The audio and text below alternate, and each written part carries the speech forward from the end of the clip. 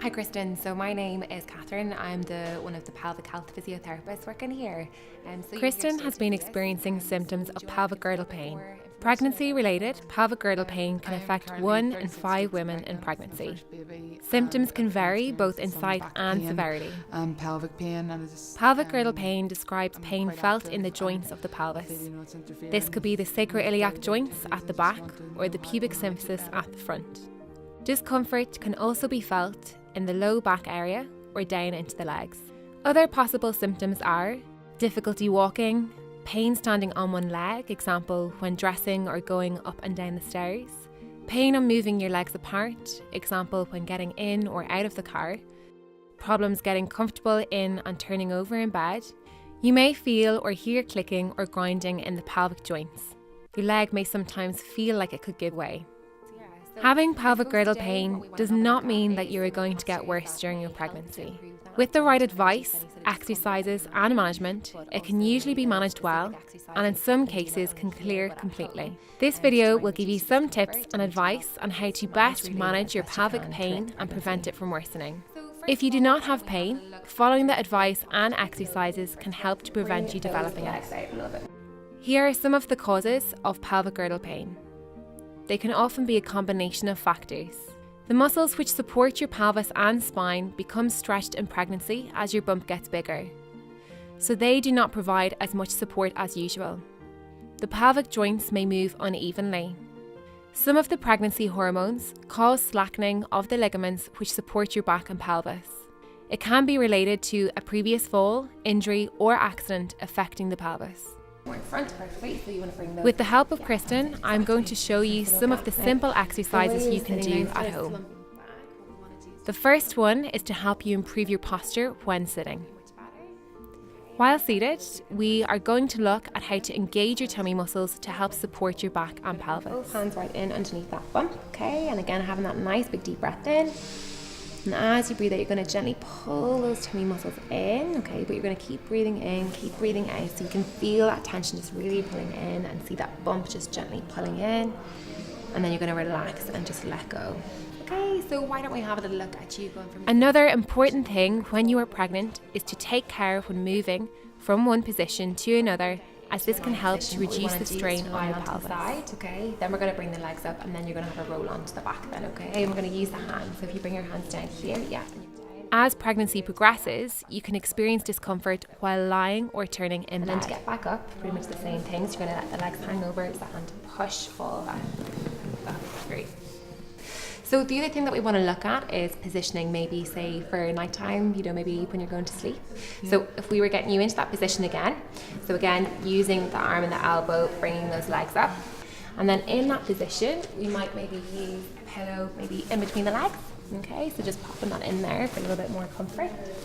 Okay, and then also we pop this right underneath the bump, really just to try and kind of give you a little bit more comfort there. Does that feel okay? Yeah, that's good. Okay, so what we want to do is think about turning in the middle of the night, okay? So we'll take these pillows away.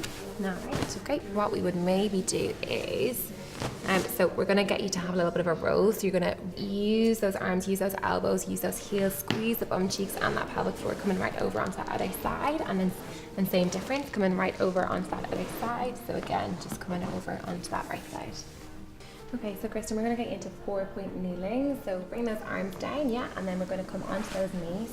Another very useful exercise is the pelvic tilts. Perfect, okay. Again, engaging your tummy muscles. Again, let's think about doing our pelvic tilts. So we are going to really come all the way up here. So we're going to curl up like an angry cat. Good, okay. And then what we're going to do is relax all that way down. So again, having that nice dip. We're going to let the belly hang nice and low, stick the bottom out. And again, coming all that way up. Good. Okay, and again, one last time, coming all that way down. Good, that nice curve, okay.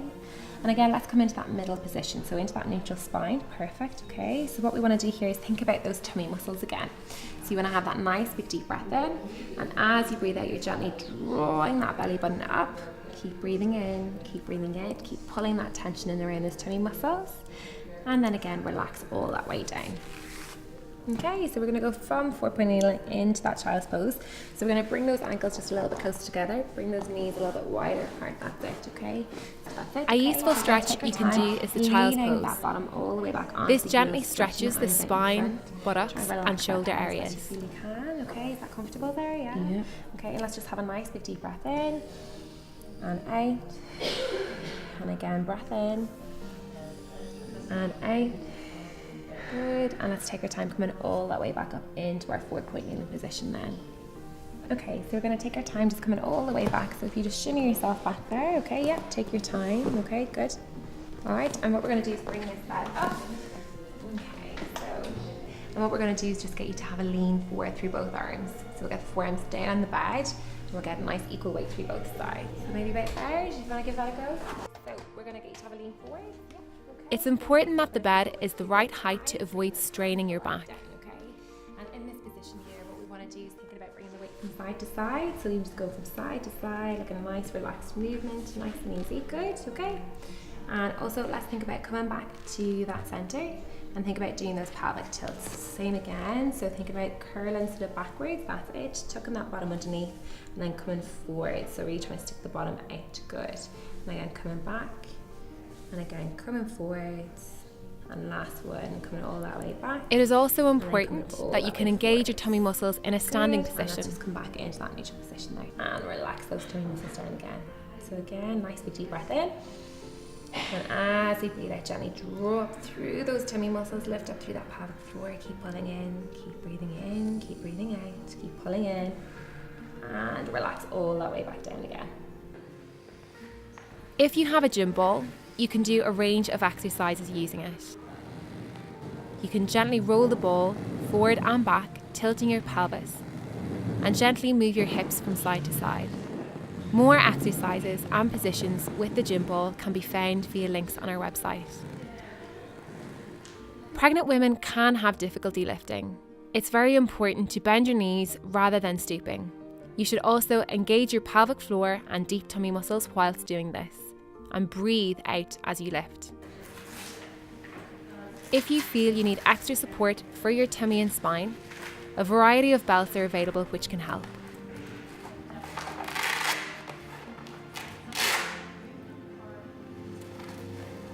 One of the difficult movements while pregnant is getting in and out of the car. Here, Kristen demonstrates the best way. Bottom first, carefully lifting the legs in one at a time. Do the opposite when getting out of the car, taking care to avoid your legs being too far apart.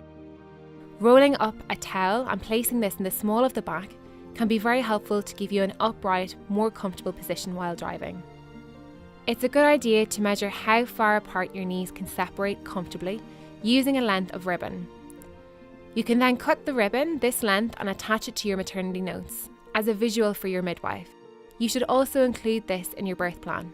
Try as much as possible in labour to keep your knees within that comfortable range to protect your joints. In a small number of births, it may be necessary for your legs to be moved further apart so that the baby can be born safely. To summarise, here is a list of some of the do's and don'ts to reduce strain on your pelvis. Do's: keep active within pain limits. Ask for and accept help with housework. Rest more often. Sit down to get dressed and undressed. Wear supportive footwear. Take care getting in and out of the car and bed. Go up steps leading with your less painful leg. Go down steps leading with your more painful leg. And the don'ts. Don't stand on one leg. Don't bend and twist unnecessarily. Don't sit twisted on the floor with crossed legs. Don't sit or stand in the one position for long periods. Don't lift heavy items and try to avoid lifting children. Don't participate in activities which worsen the pain. Don't wear high heels or completely flat shoes. Don't part legs further than is comfortable. If your pelvic girdle pain persists, your midwife or doctor may refer you to a specialist pelvic physiotherapist for assessment. For further advice and information, follow the link to the Pelvic Obstetric Gynecology and Physiotherapy website.